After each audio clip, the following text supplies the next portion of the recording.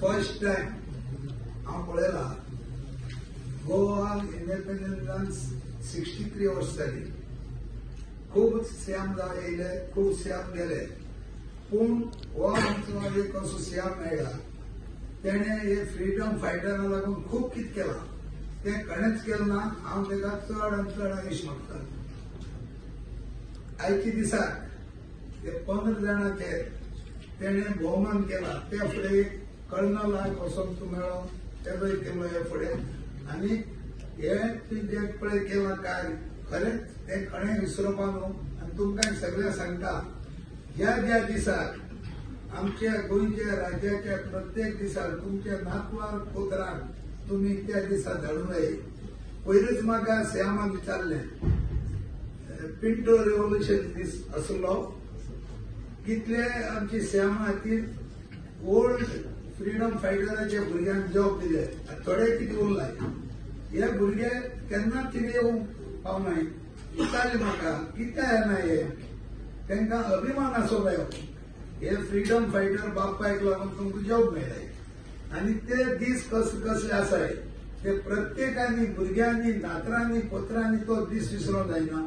त्या दीस तुम्ही हाजीर आसूंक जाय. हे म्हजें मागणें. आनी अशें म्हणून आमच्या गोंयच्या मानादीक चीफ मिनिस्टराक चड आनी चड देव बरें करूं म्हणटा. मुख्यमंत्री डॉक्टर प्रमोद सावंत यांचे आभार व्यक्त करतो की त्यांनी हा जो आम्हाला सहकार्याचा पाठिंबा दिलाय त्याबद्दल आम्ही अक्षरशः त्यांचे ऋणी आहोत. त्या बाबतीमध्ये शेषनाथ वाडेकरांबद्दल बोलायचं म्हणजे शेषनाथ वाडेकर कोणाला माहिती पण नसते मोस्टली लोकांना. त्यांचा जन्म ऍक्च्युली नाशिकमध्ये नाही, त्यांचा जन्म मुंबईमध्ये झाला आणि त्यांची कारकीर्द पूर्ण त्यांचं जे पुढचं आयुष्य त्यांनी रायगड या ठिकाणी काढलेलं आहे. त्याच्यामुळे नाशिक हे त्यांनी जे नाव दिलेलं गोव्याच्या सुरुवातीला, कारण की त्यांच्या कुटुंबापर्यंत कोणी पोहोचायला नको म्हणून त्यांनी नाशिक हे नाव दिलेलं. ऍक्च्युली ते रेव्हरंडाचे होते रायगड जिल्ह्यात. दुसरी गोष्ट म्हणजे शेषनाथ वाडेकर ज्यावेळेला स्वातंत्र्य संग्रामात जायचे होते त्यावेळेला ऍक्च्युली शेषनाथ वाडेकर हे रेवदंडा या गावाचे राजे होते. ज्यावेळेला ते जाणार होते बाहेर, म्हणजे गोव्याला ज्यावेळेला मुक्ती संग्रामामध्ये भाग घेणार होते त्यावेळेला पूर्ण गाव त्यांच्या पाया पडलेला की तुम्ही जाऊ नका म्हणून या संग्रामामध्ये. त्या पूर्ण गावाला मागे टाकून, आपल्या कुटुंबाला मागे टाकून माझे वडील 2 महिन्याचे होते आणि त्यांना पण मागे टाकून ते संग्रामामध्ये उतरले. उतरल्यानंतर त्यांना पूर्ण खात्री होती की आपलं काय होणार काय नाही. त्याच्यामुळे त्यांनी जी काय तरतूद होती ती करून मग ते उतरले होते संग्रामामध्ये. संग्रामामध्ये ज्यावेळेला हिरवे गुरुजी दारावरती पडले त्यावेळेला पडता झेंडा घेऊन ते तेरेकोट किल्ल्यामध्ये पळाले होते शेषनाथ वाडेकर आणि तिथे त्यांना पकडलं गेलं तेरेकोट किल्ल्यामध्ये. त्याच्या पुढे त्यांचं काय झालं, त्यांचा देह पण मिळाला नव्हता अंत्यविधीसाठी शेषनाथ वाडेकर. आणि असं त्यांनी अशी त्यांची मला एवढीच फक्त माहिती आहे की माझ्या आईने जेवढं सांगितलं मला तेवढीच माहिती आहे की त्यांचा देह पण आपल्याला मिळाला नव्हता अंत्यसंस्कारासाठी. पण शेषनाथ वाडेकर नंतर काय झालं हे कोणाला खूप कमी लोकांना माहिती असेल की त्यांची जी फॅमिली होती ती फॅमिली एका त्यांच्याच भावाकडे घरकामासाठी वापरली गेली.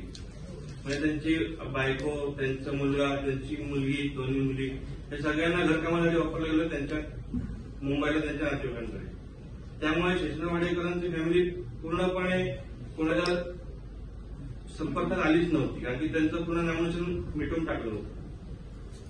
ठीक आहे, पण ह्या सगळ्या झाल्या गोष्टी मागच्या गोष्टी आहेत.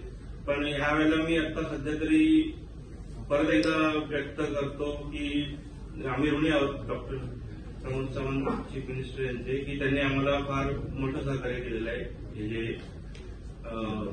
परिस्थिती होती.